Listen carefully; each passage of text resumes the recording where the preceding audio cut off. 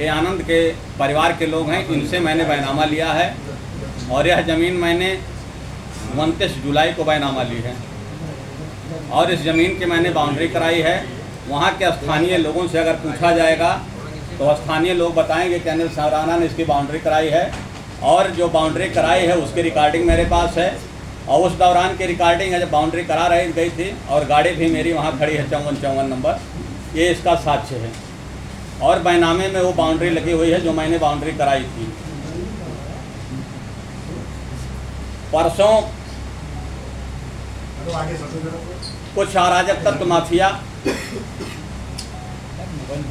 एक धोखेबाज और फ्रॉड मक्कार जो अपने आप को पत्रकार कहता है, पत्रकारों के नाम को शर्मिंदा कर रहा है, राघवेंद्र शुक्ला, माफिया सरगना जिसके ऊपर बड़े बड़े केस दर्ज हैं, लॉरेंस बिश्नोई ग्रुप से उसके संबंध कॉन्टैक्ट दर्शाते हैं और विनोद सिंह राजेपुर और एक वहीं का लोकल जो दारू वगैरह बेचता था मुन्ना पहलवान, इन लोगों ने मिल करके मेरी ज़मीन के गेट को तोड़ा और तोड़ने के बाद इन लोगों ने मेरे ज़मीन को, मेरे प्लाट को कब्जा किया।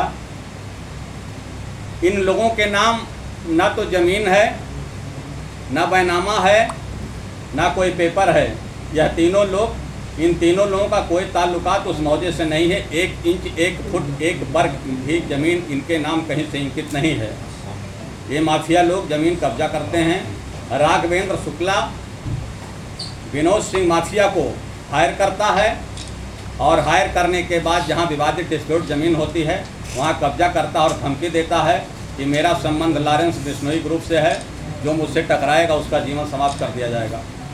साथियों, यह आवाज़ हमको इसलिए उठानी पड़ रही है क्योंकि आज उस व्यवस्था के पोषक के रूप में मैं खड़ा हूँ।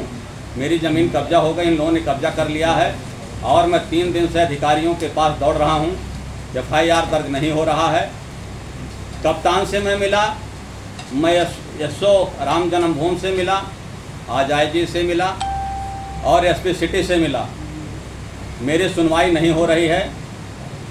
आप लोगों से हमारी गुजारिश है कि हमारी इस बात को प्राथमिकता के आधार पर आप छापिए और सरकार जो वादा करती है कि किसी कानून व्यवस्था का गुंडा का राज नहीं होगा, कानून व्यवस्था का राज होगा, तो हमारा सवाल है सरकार से कि क्या कानून का राज है?